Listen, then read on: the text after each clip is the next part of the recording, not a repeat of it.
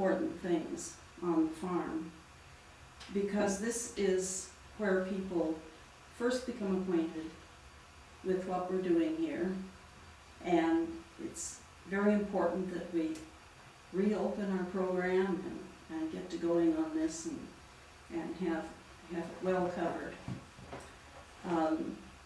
We have always assigned 2 people together, but if we had more than that at a time, it would certainly help. But sometimes you don't have very many people come. You know, you just have maybe 1 or 2 people, and then other times you have a lot of people. But we cover everything, all these buildings, and then the museum store and that part of the museum is the docents don't try to take them through that part. So, but we do have the second chicken coop that's open with some very interesting things now. So it would be good to take people through that too. Okay, I'm going to pretend that you are from, where do you want to be from? Timbuktu. Timbuktu, all right. North or south Timbuktu? In between. The only problem is I don't speak Timbuktuism. I'm going to give you each a folder, and it's just got a little outline in there that kind of going to remind you what I've told you today. And, Oh, thank goodness.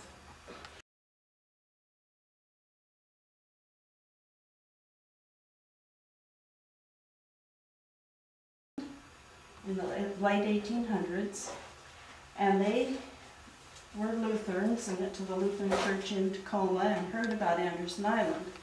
So they thought this would be a good place to farm. So they came out here and looked at 40 acres on this plot. And they finally had to admit that they only had $50 to their name.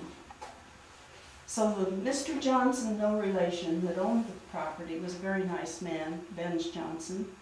And so he told him to take that $50 and build them a house. So they built a 2-room cabin down over by the ponds, or closer to the ponds than this anyway. And they lived there in that 2-room cabin until this house was built in 1912. Mm-hmm.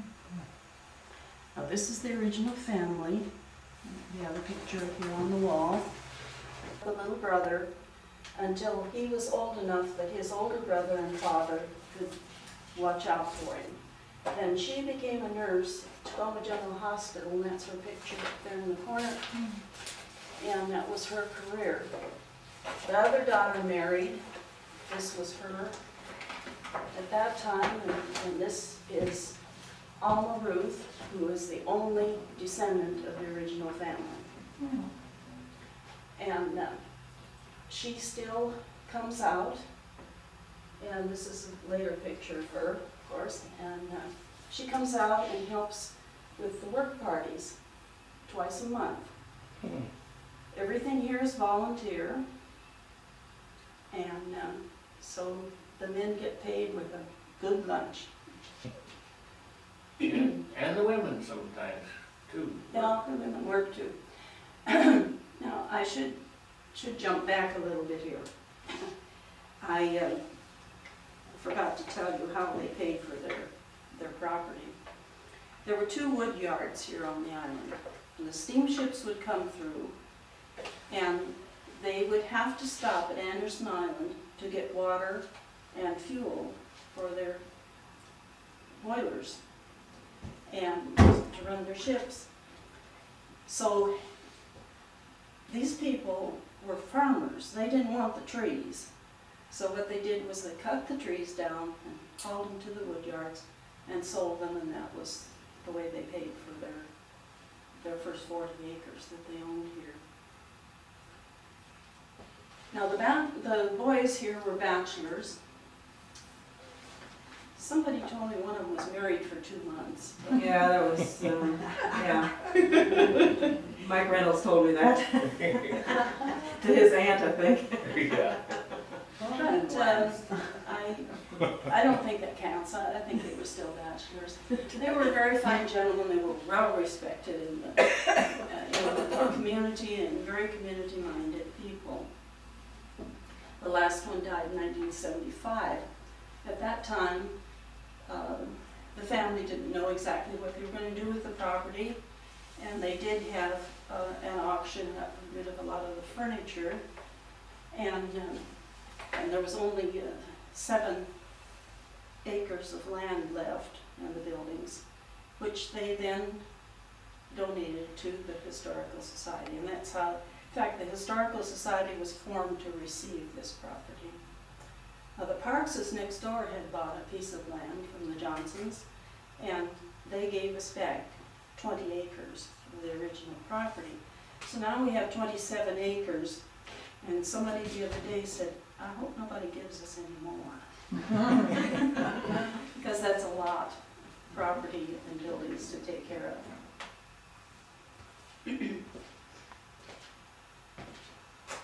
of.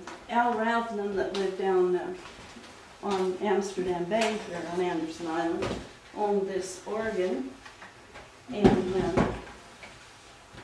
Roger Russell, who builds and restores musical instruments, restored this organ for us. And if anybody can play, you can ask them to play, because it's good for it to be loosened up once in a while. Now, we have the original guarantee for this story in Clark. It says it's good for 5 years, but they didn't date it. So I'm threatening to use the guarantee someday. Now, if you came over on the ferry, you came on the Christine Anderson. Christine Anderson was born in 1898 and lived her whole life here on the island. And except she was a world traveler. She wasn't any hick in the stick. She was a world traveler. Anyway, this picture back here is now, rowing was their way of life. They wanted to go to visit somebody on McNeil, they wanted to go to Long Branch, they wanted to go to Steilacoom, they wanted to go to Tacoma. They rowed. And the only other way they got off the island was the mosquito fleets would come through sometimes, and they could send produce off or get to town that way. But anyway, they rowed up to the mouth of the Fraser River in Canada to do the spring run of salmon. I remember the first time I saw that picture. I don't know where it is now, or where I read it, all this. It's right here. That must have been it. I just couldn't believe that. Well, I hope that they were hope they were smart enough to go with the tide and rest when the tide was against them. We just lost a fishing boat there at the mouth of Fraser yesterday. Yeah.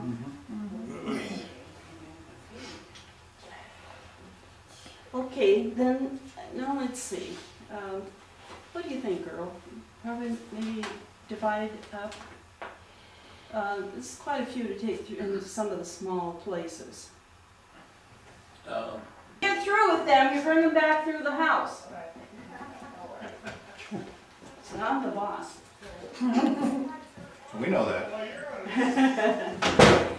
So I usually show people the service flag that was flown. It was placed in the window of anyone that had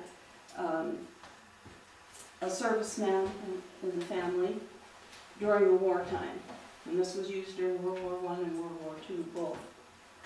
And so this family just had one, which was the older brother. He was in the Army. And if you had more, you would have more stars. If it was gold, it meant that they were killed in the service. Did you know that the silver star indicated? Minister or somebody.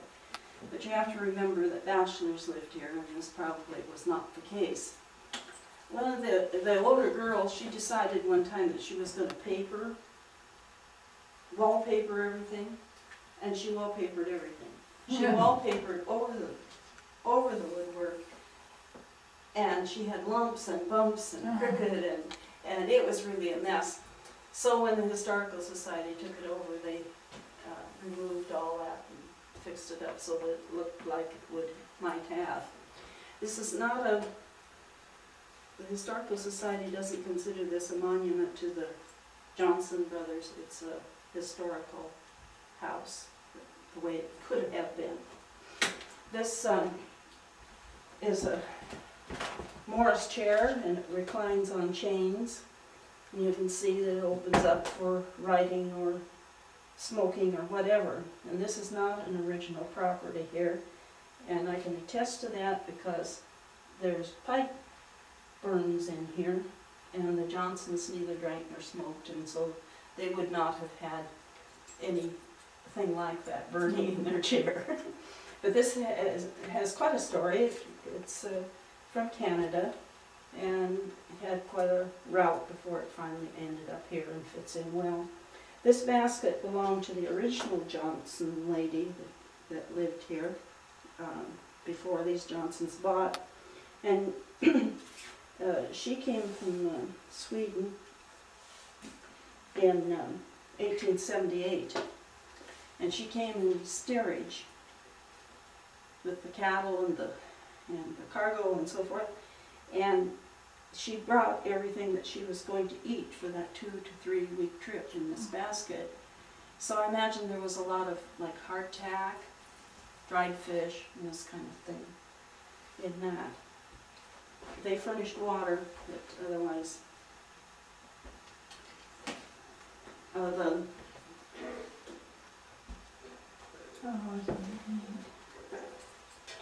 the old tobacco cans were then used as lunch boxes for the children, or the men workers would use these sort of lunch boxes.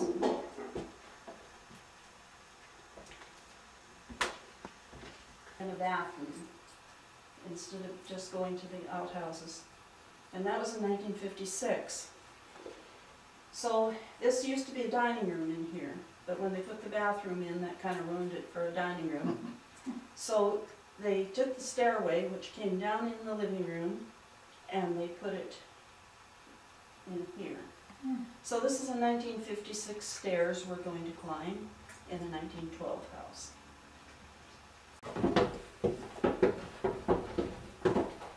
The old sewing machine is a Singer, and it's the type that does not fold down. It has a box that sits on the top of it, which makes it a little different than some of them. Like there is an attic loom, and it's made small so that the children could learn to weave, and it will do fine weaving. They have a rug on it now. And all through the areas you'll see embroideries like this laying around, and those were started by the original girls here in the house, and we're hoping that some night they'll come and finish them for us. We have a lot of quilts, and some very old. This one here is it's a crazy quilt. It's a crazy quilt. We have very poor light up here, which we have talked about trying to get someone to put some kind of light in. Yeah, this one is really interesting. It's got a peacock and scissors and a baby in the bath and a camel and flowers and everything you can imagine on it. And then this one is a beautiful one that's been done.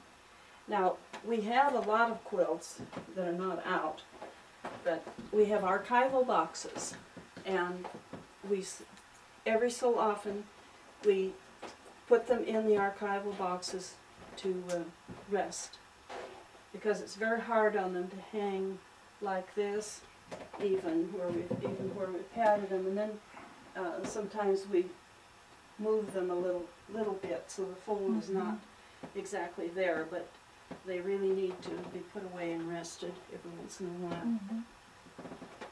Over here.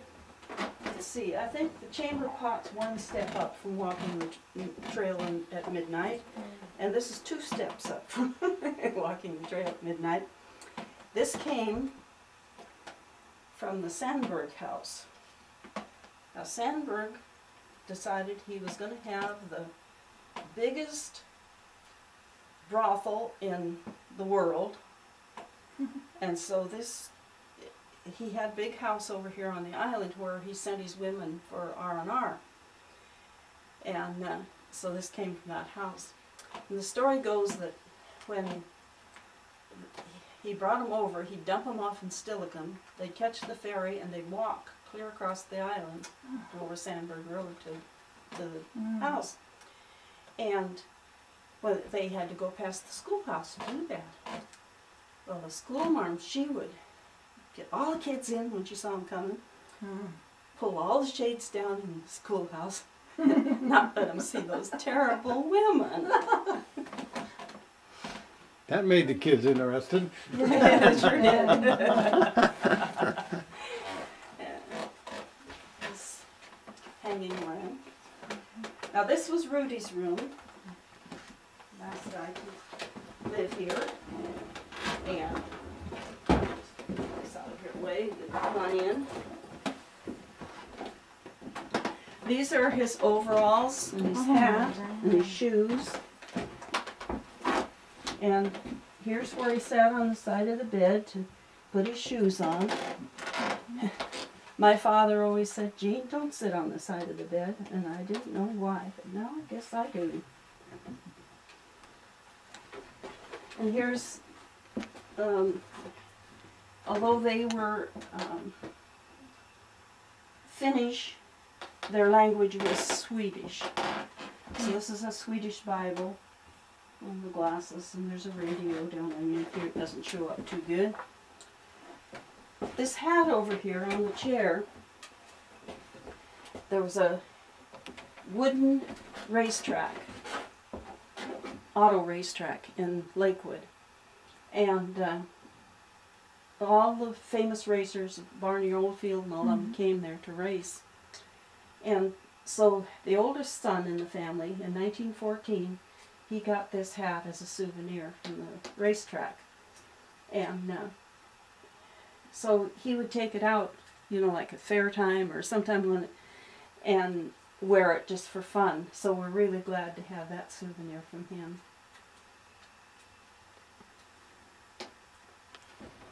Who they were at all, so we've just put them up like that.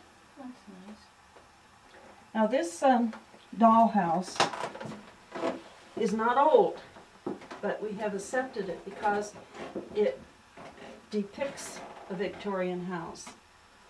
The man that built it, started to build it, died. Well, he built a lot of doll houses. Well, he was in the middle of this one, he died. And so his wife thought, well, that's sitting around, I'll just finish it. So she went ahead and finished it, and then she became interested in making doll houses and made a lot of doll houses. So when she died, then the family gave this to the Historical Society, and they provided the plexiglass cover for it. That was nice.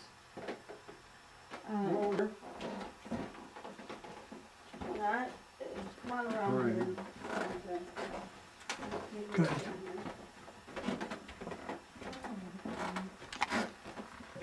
Now there weren't any children in the house in later years, but there were at one time. So people have donated things. This is Randy Anderson's old fire truck. Oh, isn't that neat? Lois Scholl gave us a lot of dolls and different things in that channel box over there.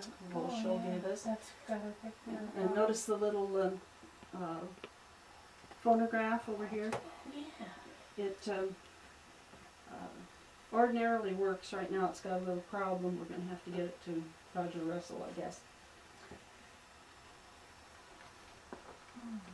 Now, when the Historical Society got this, come on, I stepped on in. When the Historical Society got the place, guess what was in this room? Not children's toys. Adult toys. No. It was sacks of seed. Because the seed was so important that they didn't leave it out in the barn for the mice to eat, Right. and they stored it in here because that was a very, very important part of their farming, was to save their seed. Yeah. So if we left it like it was, this would have been We'll gunny see. sacks of seed.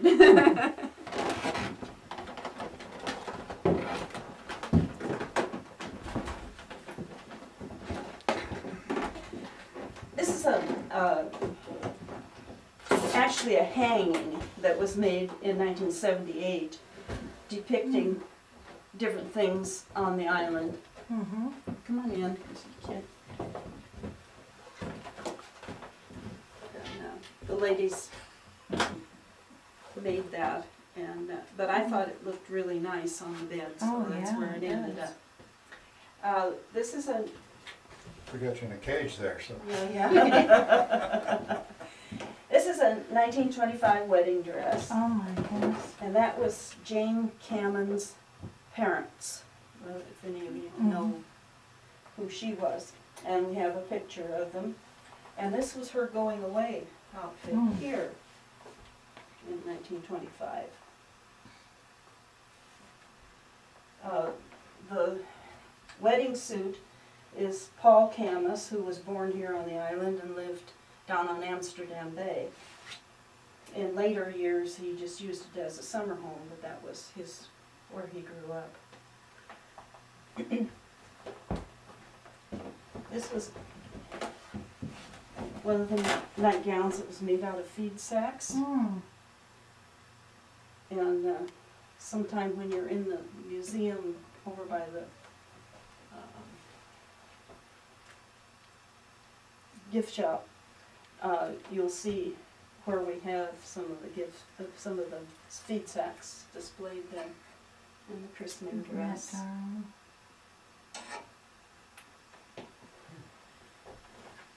Now in this archival box over here, we have a 1912 wedding dress.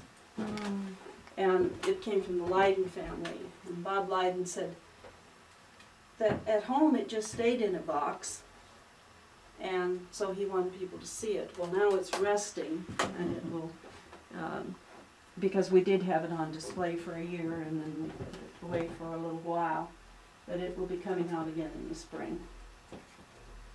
And that's Alita's nightgown. Gene, B may kind of mentioned this archival building and archival this and so on. too. Where do you keep all your archival things now? I know, I see you have a box there and your quilts and all the documents. Where are they kept now? Right now, the quilts and things are in the closets, in archival boxes. But a fire, you know, could just take everything. Oh, boy. And then, and our important papers and things are over in one of the chicken coops in where the machine room is, in the file cabinet. But we need something safe. We need a safe place, yes. Let's see, this was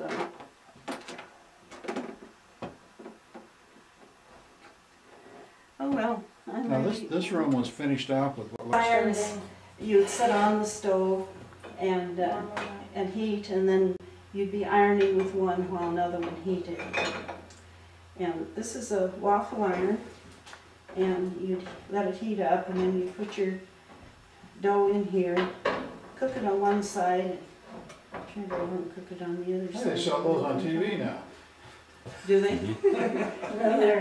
They're coming back. We have one in our house that works real well. Pancake things, yeah. And Okay, this cloth was from the old Whiteley Hollow Schoolhouse. And then ice box, of course, we cut the ice in the winter and Yeah. store it in sawdust or straw. And then you put the ice in here and food in the Like other that when I side. was a kid. The other side. And the ice tongs and ice picks and Mhm. things. Now, what do you think this is? Does that check the density of the cream? Well, you're right about it being cream. Okay, you know that it would separate. Mhm. And then you would let this down and let the cream Oh, run you in can there. take the cream out. And then you can pull it out, and then you get it over your coffee or your cereal and go like that. And you only got out the cream. Oh, yeah, that's great. Probably more than 2% butterfat. Could be. You know, that would be good for even taking oil or something off Oh, of you something bet. with it, or off You of a bet it dish or would, something. yeah. Now, they were so isolated here that they needed to be able to communicate. So they put in these kind of phones, which is just a battery and a wire. Yeah. And so you'd have a code that you could call whoever. This was all the people in 1960s that lived on the island. Oh, look there. And you could look up their code, your south line, north line. And then if you had an emergency, you just keep ringing. Then everybody would get on the line. But you've heard about Yeah. party lines, Oh, everybody yes. was on anyway. Oh, whatever, I remember that. I've heard Yeah, people yell, hang up the phone. Is that Everybody's what you on said? Is anyway. that what happened? okay, to have this kind of a phone on the island, you had to belong to the Anderson Island Social Club. Oh. Now, the Anderson Island Social Club was nothing but a phone company. Mm. And you paid $10 a year, and that gave you your phone that paid somebody to keep the lines up. Okay, so somebody says, hey, let's do something different. Well, this cartoon came out in the Seattle Times. And the guy says, okay, we could get this kind of a phone, we could call Tacoma, we could call New York. Well, the people said, no way. You bring those modern things over here, and people will come. Yeah. How true it has They been. were right. Mm-hmm. Okay, there were no phones of this type on the island until 1964. There was no electricity on the island until 1964. And people liked it that way. Mm-hmm. This is all the butter making things, the churn, and then the paddle and bowl to work the whey out. And this was, there were butter molds. This one came from the farm here, and this one from the Camerons. Now, was this your relative, Don? Yeah, so Go ahead and go in. you all come. This is really super neat. Let me get out of the way so you can film me. Hold on just a second. Trying to get out of the way here.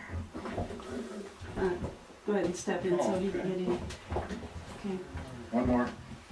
Come on in, and then we'll shut the door there. Okay.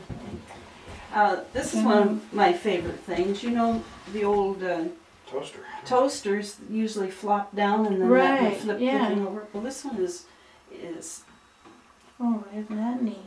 it turns around instead of Oh, that's neat. flipping down. So I kind of like that. Yeah. This is every once in a while around you'll find a thing I've put up that says a short story. It says this rolling pin was made of old growth fir by Cedar Johnson, no relation to John and Alma Johnson, who came to Anderson Island with his parents in 1907. They owned section 17 of the east side of Ora Bay, then called Vega Bay. Cedar was postmaster of the Vega Bay Post Office from 1909 until his passing in 1933. With his passing, his wife Gerda became postmaster. In those days, postmasters were appointed and did not have to take civil service exams. So, lots of times there was this relationship between husband and wife where we know of one that when the Republicans were in, the husband was the postmaster, and when the Democrats were in, the wife was the postmaster. That was still a okay. And we had all kinds of look at potato that. mashers, egg beaters, Tons of stuff. apple cores. Yeah. Yeah, I bought one like that. Well, Works isn't that- great. Yeah, it's not that old, that's for sure. It's just like that. Well, almost. Yeah, very much. All the